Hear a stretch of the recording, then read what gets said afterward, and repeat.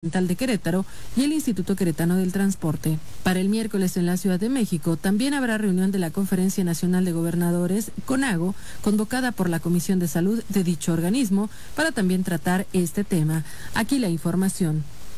Las personalidades que dan rumbo a nuestra sociedad. La entrevista. Así sucede.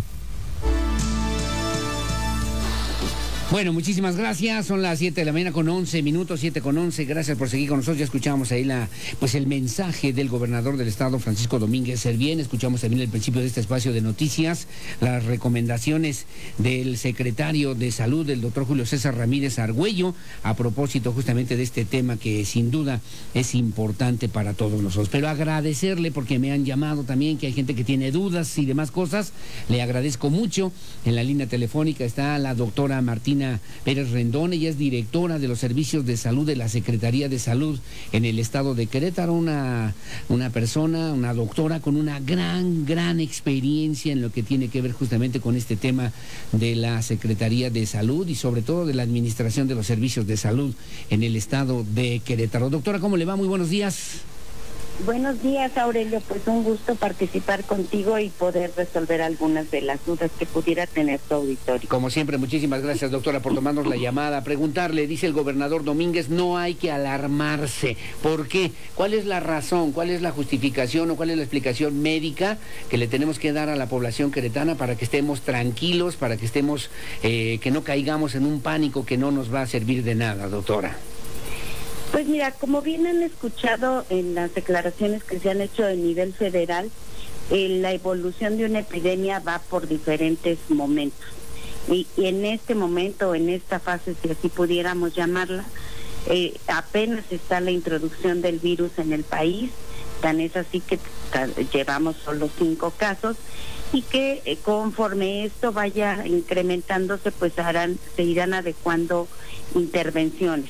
Pero en este momento las personas que tienen riesgo de adquirir la enfermedad son quienes viajan a los países que hay una transmisión sostenida, sí, destacando por supuesto China, Hong Kong, Corea del Sur, Japón, Italia, Irán y Singapur. Son los países donde hasta el momento, de acuerdo al comportamiento en esos países de la evolución de la epidemia, hay una transmisión sostenida. Entonces, quien acuda a estos países y regresa y presenta un cuadro de infección respiratoria es en quienes tendríamos que pensar que pudiera tratarse de esta nueva enfermedad COVID-19. Correcto. Y por supuesto los contactos de esas personas.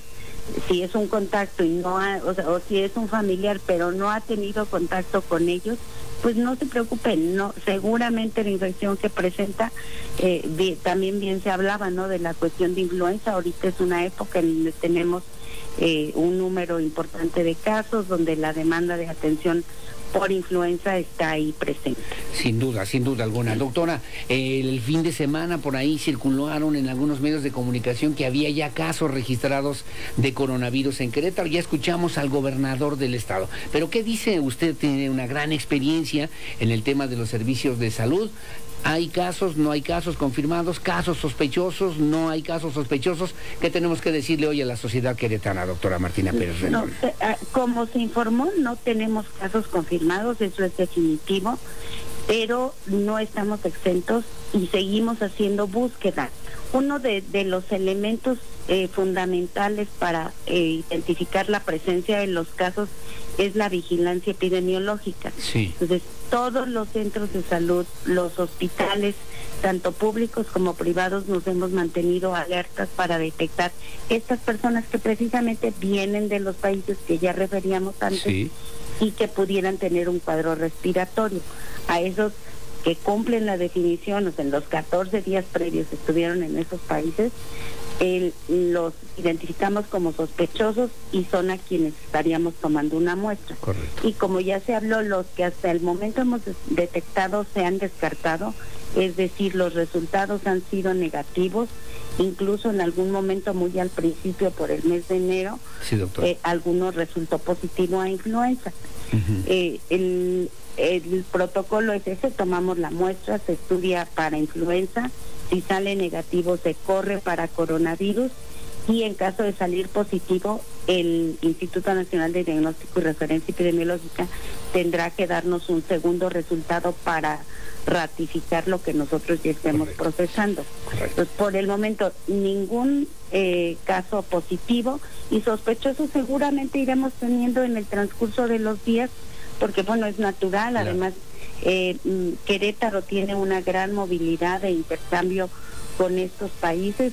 Recordemos que somos un estado con una industria muy importante y que pueden tener relación de negocios, de capacitación, de intercambio de tecnologías con estos países, así es que seguramente vamos a seguir teniendo casos sospechosos, pero creo que la tranquilidad que debe tener la población es que estamos trabajando para esa detección oportuna y poder identificar igualmente de manera oportuna los contactos y establecer todas las medidas de prevención y control. ¿Casos sospechosos tienen ustedes al registro, doctora, en Querétaro?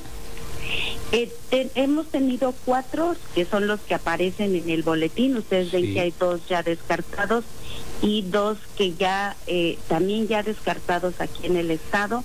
Solo estamos en la espera del resultado por el INDRE, que si ustedes ven el boletín hay un mapa donde aparecemos en amarillo y en otro donde aparecemos en verde. A esto se refiere, aunque aquí es muy importante, la tecnología que estamos usando en el estado para hacer el diagnóstico es la misma que utiliza el INDRE. Acaban apenas de transferirla a los estados y siempre lleva este doble proceso para tener la certeza de que el resultado que decimos es negativo, así es, y de que el que digamos es positivo también así es. Correcto. En regreso al principio, no alarmarnos, tenemos también la capacidad, ha habido memes, ya sabe, todo el fin de semana, doctora, la capacidad en la estructura de la Secretaría de Salud, del sector salud, de la salud pública en el estado de Querétaro para atender cualquier situación, y le preguntaría, ante una sospecha como las que usted ya está refiriendo, ¿qué es lo primero que debemos hacer en un momento como esos, doctora? Bueno, invitaríamos a las personas que pudieran estar cumpliendo con estos criterios a acercarse al centro de salud o su unidad de medicina familiar o al hospital que le quede más cercano, y la recomendación en esa persona, si tiene síntomas respiratorios, sí en ese proceso de traslado utilizar cubrebocas, llegar, referir que tiene este cuadro respiratorio y el antecedente de viaje, para que la atención la hagamos de manera expedita y poderlo canalizar a los espacios que ya tenemos definidos para tratar de evitar el menor contacto con la población y en consecuencia tener menos riesgo de contagio. Me están preguntando, ¿hay algunas empresas, usted ya lo refería de alguna manera, instaladas aquí en el estado de Querétaro que son de origen chino o coreano y demás? ¿Va a hacer la Secretaría de Salud algún operativo específico? ¿Está atenta al pendiente de lo que pudiera ser alguna situación que tuviera que ver con alguna sospecha de influenza o de coronavirus aquí en el estado de Querétaro, doctora? ¿Alguna intervención directa sobre las empresas? No. Sin embargo, hemos estado trabajando junto con la Secretaría de Desarrollo Sustentable, que ellos tienen una relación muy estrecha y tienen identificadas las empresas. Y bueno, prácticamente lo estamos haciendo con todas, porque aun cuando puede haber empresas de origen chino o de inversión china en un gran porcentaje, pues la verdad es que todos pudieran tener algún momento esto que yo refería, ¿no? Mandar trabajadores a capacitarnos, por ejemplo, a Italia, a Singapur, o sea, a ver todos estos países, y que cada vez seguirán siendo más. Entonces, lo que comentamos o acordamos con la Secretaría de Desarrollo Sustentable es que compartirían este aviso de viaje preventivo a todas las empresas, para que cuando la gente viaje a esos países, pues tome todas las precauciones, que básicamente son las mismas que estamos difundiendo ahora, y agregaríamos el que traten de no estar en contacto con personas o alejarse de personas que pudieran tener alguna infección respiratoria. Correcto. Con el fin de que cuando regresen al país no tengan riesgo. Pero si así fuera, sí, pues se acerquen con nosotros para poder hacer la detección e, insisto, poder hacer todo el operativo de control alrededor de ese caso y evitemos en la medida de lo posible casos secundarios o de transmisión ya local al interior del estado. Correcto. La Secretaría de Salud ha dado a conocer un número 800, el 800-0044-800, para que la gente pueda también informar puntualmente a las autoridades correspondientes en caso de que hubiera alguna sospecha. ¿Cómo distinguimos, me preguntan, la influenza del coronavirus, doctora Martina Pérez Rendón? Pues clínicamente son muy parecidas. Ambas son infecciones respiratorias, ambas son infecciones virales y por lo tanto el cuadro es muy similar. No habría clínicamente la forma de distinguirla. En este momento, insisto, la única diferencia o lo que hace la diferencia es este antecedente de viaje o de haber estado en contacto con casos sospechosos o confirmados. Correcto. Eso es lo que nos orienta a pensar. Pero insisto, el protocolo de estudio primero corremos para influenza, porque en el momento en el país es lo que más predomina, y si sale negativo, se corre para coronavirus y entonces podemos tener ambos estudios en el mismo momento. Y aquí hago un paréntesis. Por favor. La prueba solo la tiene el sector salud. Entonces no podemos ir a cualquier laboratorio clínico y pedir que nos hagan la prueba del coronavirus. Esta es una prueba específica de biología molecular que a través de esta coordinación internacional se ha transferido al país y a través del Instituto Nacional de Diagnóstico y Referencia Epidemiológico, y ellos a su vez a los estados, a la red de laboratorios de salud pública. Bien, finalmente, doctor, y agradecerle como siempre su paciencia y que nos ha hecho favor de tomarnos la llamada para platicar con la audiencia de Así Sucede Querétaro. ¿Alguna detección con estas características que usted está haciendo? ¿Qué hacemos? ¿Lo envolvemos en una sábana? ¿Lo llevamos al hospital general? ¿Lo llevamos o hablamos por teléfono a algún número telefónico? ¿Hablamos a una ambulancia? Y me preguntan que si nos puede decir, por favor, y las recomendaciones que también ha dado a conocer el mismo secretario Julio César Ramírez Argüello, en dónde habrá que tener especial atención para que evitemos cualquier tipo de situaciones o contagios de esta naturaleza, doctora. Si fuera el caso de que alguien del auditorio o un conocido presente un cuadro de infección respiratoria, tenga el antecedente de viaje o de haber estado en contacto